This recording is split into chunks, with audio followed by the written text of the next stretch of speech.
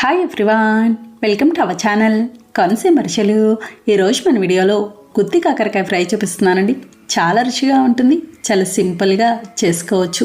మన ఛానల్లో కాకరకాయతో ఫ్రై, వెల్లుల్లి కారం, ఉల్లి కారం, నిలవ పచ్చడి ఇలా రకరకాలు ఉన్నాయి కదండి. ఒకసారి ఇది కూడా ట్రై చేసి చూడండి, చాలా చాలా బాగుంటుంది. అన్నం మొత్తం దీంతోనే తినేస్తారు, ఇంకా ఏ కూర అవసరం ఉండదు. అలాగే ఇది మనకి ఒక వారం రోజుల వరకు నిల్వ ఉంటుంది, అస్సలు పాడవదు. గుత్తి కాకరకాయ ఫ్రైకి కాకరకాయలు 1/2 కేజీ తీసుకున్నానండి. కాకరకాయలు ఇలా చిన్న కాయలు తీసుకోవాలి, దీనికి చిన్న కాయలు అయితేనే బాగుంటుంది.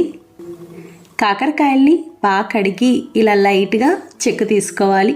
ఇలా చేయడం వల్ల కాకరకాయలు చేదు తగ్గుతుంది. చూడండి, అన్నీ ఇలా తీసుకున్నాం కదా. ఇప్పుడు ఇది ఈ విధంగా కట్ చేసుకోవాలి. మనం గుత్తి వంకాయ చేసేటప్పుడు ఎలా అయితే కట్ చేసుకుంటామో అదే విధంగా చూడండి. ఇలా కట్ చేసుకున్నాం కదా. నేను గింజలు తీయట్లేదు, మీరు కావాలి అనుకుంటే గింజలు తీసేసుకోవచ్చు, కానీ గింజలు ఉంటే బాగుంటుందండి, అవి కూడా బాగా వేగుతాయి. ఇవన్నీ ఇలా కట్ చేసుకొని గిన్నెలోకి తీసుకోవాలి. ఇందులో కొంచెం పసుపు, ఒక 1/2 స్పూన్ వరకు ఉప్పు వేసి కలుపుకోవాలి. ఉప్పుకి కొలత ఏముండదండి, మళ్ళీ తర్వాత మనం వేసుకుంటాము. ఇలా బాగా కలుపుకొని మూత పెట్టేసి ఒక్క 40 నిమిషాల పాటు అలా ఉంచేసేయాలి. ఈ లోపల స్టఫింగ్ చూద్దాము. స్టవ్ ఆన్ చేసి ప్యాన్ పెట్టి నూనె వేసుకోవాలి. ఈ ఫ్రై మీరు సన్ఫ్లవర్ ఆయిల్ కంటే కూడా వేరుశనగ నూనెతో చేసి చూడండి, మహా అద్భుతంగా ఉంటుంది. నూనె వేడయ్యాక 2 స్పూన్ల వేరుశనగ గుళ్ళు, 2 స్పూన్ల పచ్చిశనగపప్పు, 2 స్పూన్ల మినప్పప్పు వేసి మీడియం ఫ్లేమ్లో దోరగా వేయించుకోవాలి. నేను పొట్టు మినప్పప్పు వాడాను కదండి, మీ దగ్గర ఇది లేకపోతే ఛాయ్ మినప్పప్పు అయినా వేసుకోవచ్చు.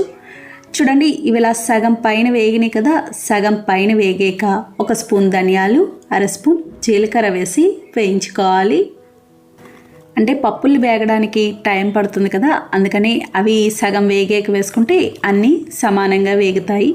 చూడండి, ఇవి ఇలా బాగా వేగినాయి కదా, ఈ రంగు వస్తే సరిపోతుంది. ఇప్పుడు ఇవి మిక్సీ జార్లోకి తీసుకోవాలి, బాగా చల్లారాలి. ఇవి బాగా చల్లారనియండి, మిక్సీ పట్టుకుందాం. ఇది మరీ మెత్తగా అలా ఏమి ఉండదండి, కొంచెం బరగ్గానే ఉంటుంది. అలాగే ఇంకా ఎక్కువ మిక్సీ పట్టారనుకోండి మరీ ముద్దగా అయిపోయినట్టు అయిపోతుంది. చూడండి, ఇలా మిక్సీ పట్టుకున్నాం కదా, ఈ విధంగా ఉంటుంది. ఇప్పుడు ఇందులో 4 స్పూన్ల ఎండు కొబ్బరి తురుము వేసుకోవాలి. నేను ఎండు కొబ్బరిని క్యారెట్ తురుమేది ఉంటుంది కదండి, దాంతో తురుముకున్నాను. ఇలా అయితే బాగుంటుంది, డైరెక్ట్గా ముక్కలు వేసేదానికంటే కూడా. 1.5 స్పూన్ కారం వేసుకోవాలి. కారం కాస్త ఎక్కువే పడుతుంది. 6-7 వెల్లుల్లి రేఖలు కూడా వేసి కచ్చాబచ్చాగా మిక్సీ పట్టుకోవాలి. మరీ మెత్తగా ఉండకూడదు, ఎందుకంటే మనకి అక్కడక్కడ కొబ్బరి తురుము, వెల్లుల్లి అలా కనిపిస్తూ ఉంటే బాగుంటుంది. చూడండి, ఈ విధంగా ఉండాలి. ఇలా ఉంటే సరిపోతుంది. మనకి కాకరకాయల్లోకి కారం తయారైంది. ఈ లోపల మనకి కాకరకాయలు కూడా బాగా నాని ఉంటాయి. ఇప్పుడు ఒకసారి కలుపుకొని గట్టిగా పిండి ప్లేట్లోకి తీసుకోవాలి. ఇలా చేయడం వల్ల కాకరకాయలు చేదు తగ్గుతాయి, చాలా త్వరగా వేగుతాయి. మీకు ఇలా వద్దు అనుకుంటే డైరెక్ట్గా కాకరకాయలను వేయించుకోవచ్చు, కానీ అది వేగడానికి టైం పడుతుంది, నూనె ఎక్కువ పడుతుంది. ఇప్పుడు ఇవి వేయించుకుందాం. స్టవ్ ఆన్ చేసి ప్యాన్ పెట్టి నూనె వేసుకోవాలి. కాకరకాయలు వేయించుకోవడానికి సరిపడా నూనె వేసుకోవాలి, కొంచెం ఎక్కువే పడుతుంది. నూనె వేడయ్యాక కాకరకాయలు వేసి కలుపుకోవాలి. ఇలా ఒకసారి కలిపి మీడియం ఫ్లేమ్లో వేయించుకోవాలి. మూత కానీ ఏమీ పెట్టకూడదండి, మూత పెట్టారనుకోండి మెత్తబడిపోయి మీకు ముక్కలు కింద అయిపోతుంది.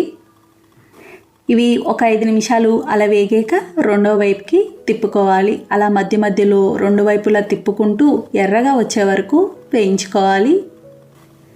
మీరు ఇదే కాకరకాయ ఫ్రైని చిన్న కాకరకాయలు దొరకలేదనుకోండి, పెద్ద కాకరకాయలతో కూడా చేసుకోవచ్చు. మనం వెల్లుల్లి కారం, ఉల్లి కారం చేసినప్పుడు ఎలా అయితే రౌండ్గా ముక్కలుగా కట్ చేసుకుంటామో అలా చేసుకుంటే సరిపోతుంది. చూడండి, వీళ్ళ బాగా వేగినాయి కదా, ఈ విధంగా వేగాలి. ఇలా వేగితే సరిపోతుంది. ఇప్పుడు స్టవ్ ఆఫ్ చేసుకొని ప్లేట్లోకి తీసుకోవాలి, బాగా చల్లారాలి.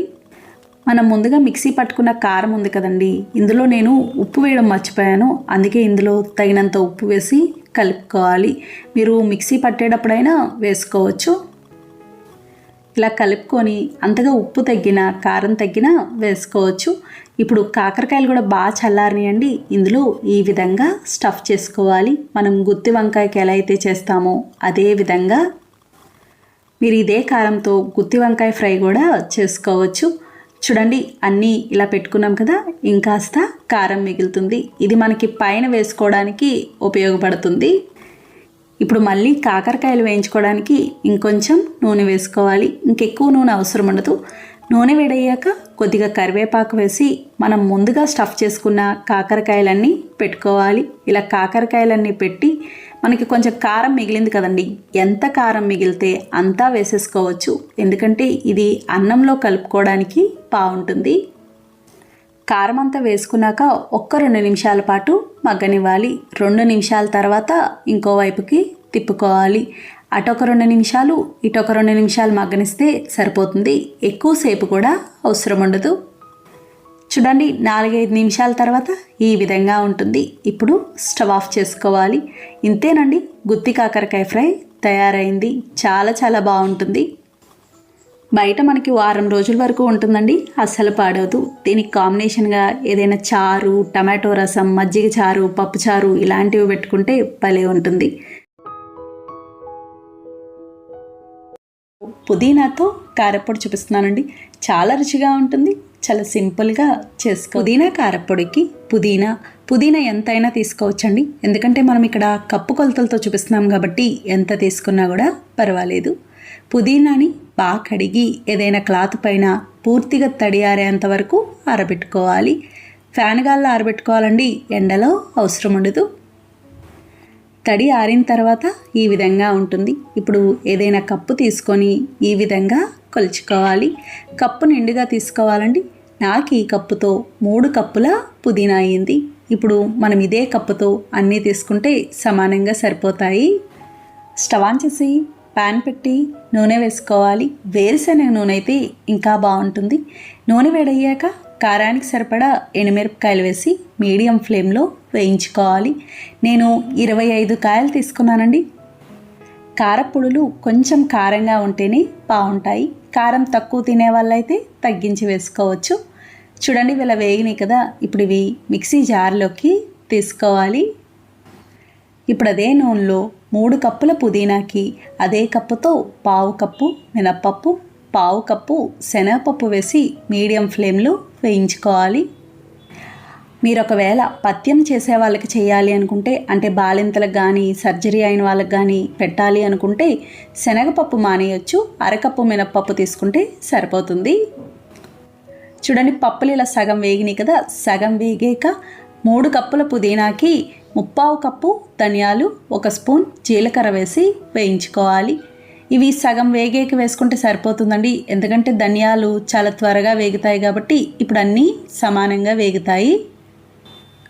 ఇలా కలుపుతూ ఉండాలి, సమానంగా వేగుతాయి. చూడండి, ఇవి ఇలా బాగా వేగినాయి కదా. ఈ రంగు వస్తే సరిపోతుంది. మనకి ధనియాలు పట్టుకొని చూస్తే క్రిస్పీగా ఉన్నట్టు ఉంటాయి. ఇలా వేగాలి. ఇప్పుడు ఇవి గిన్నెలోకి తీసుకోవాలి. అలాగే మీరు పొట్టు మినపప్పు ఉంటే పొట్టు మినపప్పు వేయడానికి ట్రై చేయండి. పొట్టు మినపప్పు ఎంతైనా బాగుంటుంది కమ్మగా. ఇప్పుడు అదే ప్యాన్లో పుదీనా వేయించుకోవడానికి సరిపడా నూనె వేసుకోవాలి. నూనె వేడయ్యాక పుదీనా వేసి మీడియం ఫ్లేమ్లో వేయించుకోవాలి. ఇది చాలా త్వరగా వేగుతుందండి, అస్సలు టైం పట్టదు.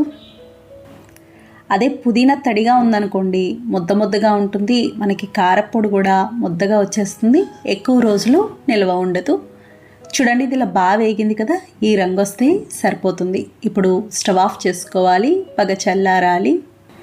ఇది బాగా చల్లారిందండి. అలాగే మనం ముందుగా వేయించుకున్న పప్పులు అవి కూడా చల్లారినాయి. ఇప్పుడు కారప్పొడి చూద్దాము.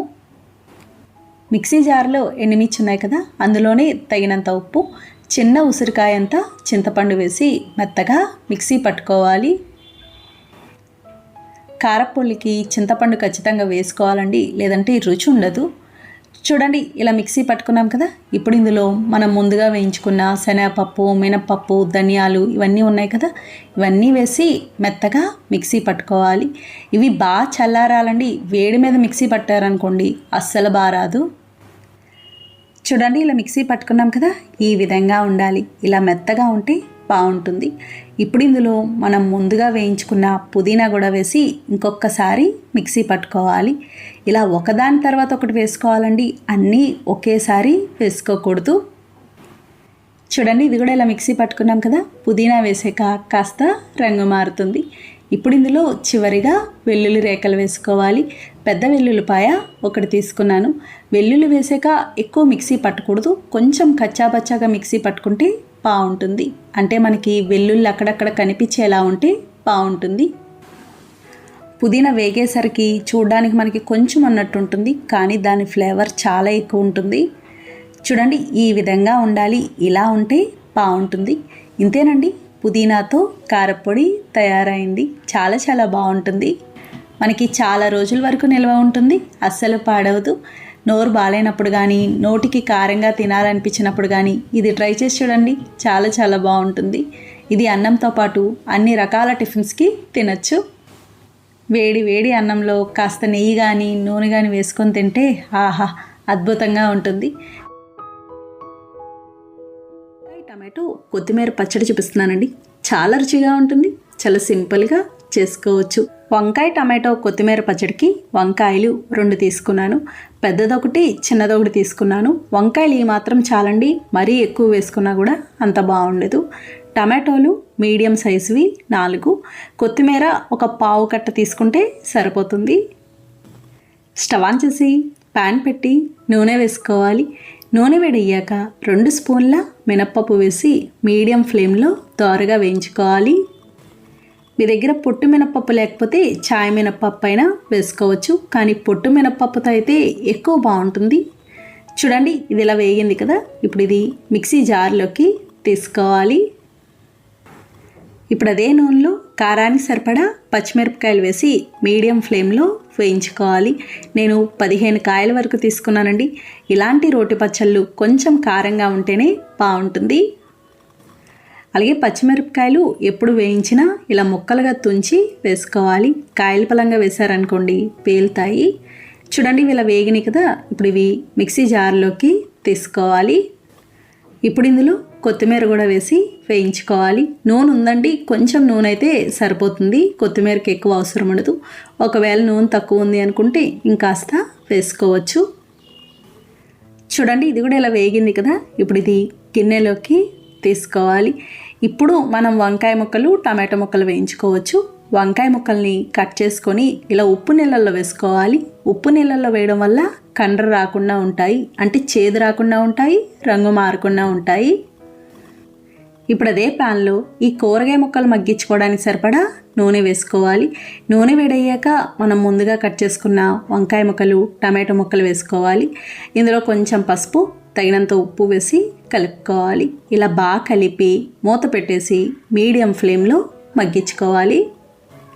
పసుపు వేయడం వల్ల పచ్చడి రంగు బాగుంటుంది, ఒకవేళ వద్దు అనుకుంటే మానేయచ్చు. అలాగే ఉప్పు వేయడం వల్ల ఇవి చాలా త్వరగా మగ్గుతాయి. చూడండి, నీరు ఎలా వచ్చిందో, అదే ఉప్పు వేయలేదనుకోండి ఇలా నీరు రాదు. ఇవి మగ్గేంత వరకు మధ్య మధ్యలో మూత తీసి కలుపుతూ ఉండాలి, లేదంటే అడుగు అంటుకుపోయినట్టు అయిపోతాయి. చూడండి, వీళ్ళ బాగా మగ్గినాయి కదా, ఈ విధంగా ఉండాలి. ఇప్పుడు స్టవ్ ఆఫ్ చేసుకోవాలి, బాగా చల్లారాలి. ఇవి బాగా చల్లారినాయండి. ఇప్పుడు పచ్చడి చేసుకుందాం. ముందుగా మిక్సీ జార్లో మినప్పప్పు, పచ్చిమిర్చి ఉన్నాయి కదా, ఇందులోనే 1/2 స్పూన్ జీలకర్ర, కొద్దిగా చింతపండు, 5 వెల్లుల్లి రేఖలు వేసి కచ్చాబచ్చాగా మిక్సీ పట్టుకోవాలి. చింతపండు కొంచెం వేసుకోవాలి, ఎందుకంటే టమాటో కూడా ఉంది కాబట్టి, లేదంటే పులుపు ఎక్కువ అవుతుంది. చూడండి, ఇలా మిక్సీ పట్టుకున్నాం కదా, ఇప్పుడు ఇందులో మనం ముందుగా మగ్గించుకున్న వంకాయ, టమాటో, కొత్తిమీర ఇవన్నీ వేసి కచ్చాపచ్చాగా మిక్సీ పట్టుకోవాలి. మరీ మెత్తగా ఉండకూడదు. కచ్చాపచ్చాగా ఉంటే రోట్లో దంచిన పచ్చళ్ళలా ఉండి బాగుంటుంది. మీ దగ్గర రోలు ఉంటే రోట్లో చేసుకుంటే ఇంకా బాగుంటుంది. చూడండి, ఇలా మిక్సీ పట్టుకున్నాం కదా, ఈ విధంగా ఉండాలి. ఇప్పుడు ఇది గిన్నెలోకి తీసుకోవాలి. మీరు కావాలి అనుకుంటే పోపు పెట్టుకోవచ్చు, లేదంటే ఇలా తిన్నా కూడా బాగుంటుంది. నేనైతే ఇంట్లో పోపు పెట్టను, కానీ వీడియో కాబట్టి పోపు పెడుతున్నాను. పోపు కోసం పాన్ పెట్టి నూనె వేసుకోవాలి. నూనె వేడయ్యాక 1/2 స్పూన్ శనగపప్పు, 1/2 స్పూన్ మినప్పప్పు, 1/2 స్పూన్ ఆవాలు, 1/2 స్పూన్ జీలకర్ర, కొద్దిగా కరివేపాకు, ఎండుమిర్చి ముక్కలు వేసి వేయించుకోవాలి. చూడండి పోపు ఇలా వేగింది కదా. ఇప్పుడు స్టవ్ ఆఫ్ చేసుకొని మనం ముందుగా చేసుకున్న పచ్చళ్ళలో వేసి కలుపుకోవాలి. ఇంతేనండి, వంకాయ టమాటో కొత్తిమీర పచ్చడి తయారైంది. చాలా చాలా బాగుంటుంది. అన్నం టిఫిన్స్లోకి తినచ్చు. వీడియోలో జొన్న రవ్వతో కిచిడి చూపిస్తున్నానండి. చాలా రుచిగా ఉంటుంది. చాలా సింపుల్గా చేసుకోవచ్చు. ఇది బ్రేక్ఫాస్ట్లో తినచ్చు, లేదా లంచ్లో కానీ డిన్నర్లో కానీ ఎలా అయినా తినచ్చు. దీనిలో ఎటువంటి మసాలాలు ఏమీ ఉండవు. ఎవరైనా సరే ఇష్టంగా తింటారు. సింపుల్గా అయిపోతుంది. జొన్న రవ్వ కిచిడీకి జొన్న రవ్వ చిన్న కప్పుతో 1 కప్పు తీసుకున్నాను. మనం చిన్న కప్పుతో చేసిన క్వాంటిటీ చాలా అవుతుంది. అలాగే జొన్న రవ్వలో 2 రకాలు ఉంటాయండి, పచ్చ జొన్న రవ్వ, తెల్ల జొన్న రవ్వ. నేను పచ్చ జొన్న రవ్వ తీసుకున్నాను. ఏదైనా తీసుకోవచ్చు, దేంతో అయినా కూడా బాగుంటుంది. ఇది మనకి ఏ సూపర్ మార్కెట్లో అయినా దొరుకుతుంది.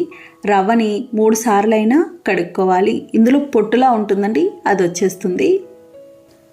ఇలా బాగా కడుక్కున్నాక ఏ కప్పుతో అయితే రవ్వ తీసుకున్నామో అదే కప్పుతో 2 కప్పుల నీళ్ళు పోసుకోవాలి. ఇప్పుడు మూత పెట్టేసి నైట్ అంతా నానబెట్టుకోవాలి. మనం మరుసటి రోజు చేసుకోవాలి అనుకున్నప్పుడు ఇలా ముందు రోజు నైట్ నానబెట్టుకుంటే బాగా నానుతుంది. ఇది మరుసటి రోజు అండి. చూడండి, మరుసటి రోజుకి ఈ విధంగా నాని ఉంటుంది. ఇంకా నానిన తర్వాత మళ్ళీ రవ్వ కడగకూడదు. ఈ నీళ్ళతో సహా మనం కిచిడీ చేసుకుంటాము. ఇది పక్కన పెట్టేసుకొని మనం ఏ కప్పుతో అయితే జొన్న రవ్వ తీసుకున్నామో అదే కప్పుతో 1 అరకప్పు పెసరపప్పు తీసుకోవాలి. పెసరపప్పును కూడా బాగా కడిగి తగినన్ని నీళ్లు పోసి 1 అరగంట పాటు నానబెట్టుకోవాలి. అరకప్పు పెసరపప్పు కరెక్ట్గా సరిపోతుంది. చూడండి, పెసరపప్పు కూడా ఇలా నానింది. ఇప్పుడు స్టవ్ ఆన్ చేసి ప్యాన్ పెట్టి నూనె వేసుకోవాలి. ఒకవేళ మీరు నూనె వద్దు అనుకుంటే నెయ్యి అయినా వేసుకోవచ్చు. నూనె వేడయ్యాక 1 స్పూన్ జీలకర్ర, 1 స్పూన్ ఆవాలు, కొద్దిగా కరివేపాకు వేసి వేయించుకోవాలి. ఇంకా వేరే ఏ పోపు గింజలు అవసరం ఉండదు. చూడండి, పోపు ఇలా వేగింది కదా. ఇలా వేగాక సన్నగా పొడిగా కట్ చేసిన ఉల్లిపాయ ముక్కలు, చిన్న ఉల్లిపాయ 1, పచ్చిమిర్చి ముక్కలు, పచ్చిమిర్చి 3 కాయలు, చిన్నగా కట్ చేసిన అల్లం ముక్కలు, అల్లం 1 ఇంచు తీసుకున్నాను. చిన్నగా కట్ చేసిన క్యారెట్ ముక్కలు, చిన్న క్యారెట్ 1, పావు కప్పు ఫ్రెష్ బఠానీ, అలాగే చిన్నగా కట్ చేసిన బంగాళదుంప ముక్కలు, చిన్న బంగాళదుంప 1, టమాటో ముక్కలు, మీడియం సైజ్ టమాటో 1 తీసుకున్నాను. ఇలా కూరగాయ ముక్కలన్నీ వేసి బాగా కలిపి మూత పెట్టేసి మీడియం ఫ్లేమ్లో మగ్గించుకోవాలి. ఇవి మగ్గేంత వరకు మధ్య మధ్యలో మూత తీసి కలుపుతూ ఉండాలి. అడుగు అంటకుండా ఉంటాయి. బఠానీ మాత్రం స్కిప్ చేయొద్దు, చాలా బాగుంటుంది. ఒకవేళ ఫ్రెష్ బఠానీ లేదనుకోండి, నానబెట్టుకునే బఠానీ ఉంటాయి కదా, అవి నైట్ నానబెట్టుకొని వేసుకుంటే సరిపోతుంది. చూడండి, కూరగాయ ముక్కలన్నీ ఇలా బాగా మగ్గినాయి కదా. ఇప్పుడు ఇందులో మనం ముందుగా నానబెట్టుకున్న పెసరపప్పు, జొన్న రవ్వ నీళ్ళతో సహా వేసుకోవాలి. ఈ రవ్వ నైట్ అంతా నానుంటుంది కదండి, ఇందులో మనకి విటమిన్స్ ఉంటాయి, అందుకే ఆ నీళ్ళతో సహా వేసుకోవాలి. మనం తీసుకున్న 2 కప్పుల నీళ్ళు చాలవు. దీనికి ఇంకొక 4.5 కప్పుల నీళ్ళు పోసుకోవాలి. అంటే మొత్తానికి 1 కప్పు జొన్న రవ్వకి 6.5 కప్పుల నీళ్ళు పోసుకుంటే కరెక్ట్గా సరిపోతుంది. ఇందులో కొంచెం పసుపు, తగినంత ఉప్పు వేసి కలుపుకోవాలి. ఇలా బాగా కలిపి మూత పెట్టేసి లో ఫ్లేమ్లో ఉడికించుకోవాలి.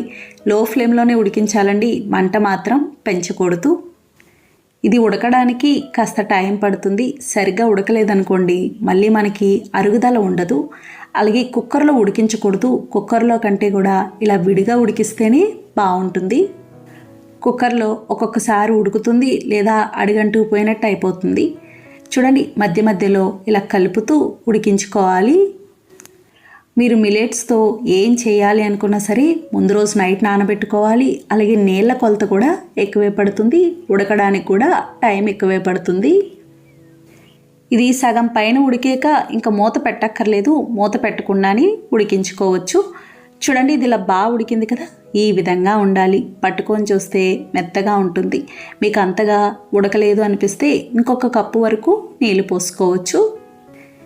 అలాగే కిచిడి కన్సిస్టెన్సీ ఈ విధంగా ఉండాలి. కొంచెం పల్చగా ఉంటేనే బాగుంటుంది, గట్టిగా ఉండకూడదు. ఇప్పుడు ఇది స్టవ్ ఆఫ్ చేసుకోవాలి. ఇంతేనండి, జొన్న రవ్వతో కిచిడి తయారైంది. చాలా చాలా బాగుంటుంది. మీరు బ్రేక్ఫాస్ట్ లాగా, లంచ్, డిన్నర్ ఎలా అయినా కూడా తినచ్చు. ఈ కప్పు తినేసరికి కడుపు ఫుల్ అయిపోతుందండి. చాలా నిండుగా ఉన్నట్టు ఉంటుంది. ఇది బరువు తగ్గాలి అనుకున్న వాళ్ళకి కానీ, డయాబెటీస్ ఉన్న వాళ్ళకి కానీ అయితే ఇంకా బాగుంటుంది. అలాగే ఈ కిచిడి మనకి ఇలా వేడి వేడిగా పైన నిమ్మరసం పిండుకొని కారపొడి వేసుకొని తింటే భలే ఉంటుంది. చూసారు కదా ఫ్రెండ్స్, చాలా సులభంగా తయారు చేసుకున్నాం. నచ్చిందండి వీడియో? మీకు నచ్చితే లైక్ చేయండి, షేర్ చేయండి, కామెంట్ చేయండి. Thank you for watching.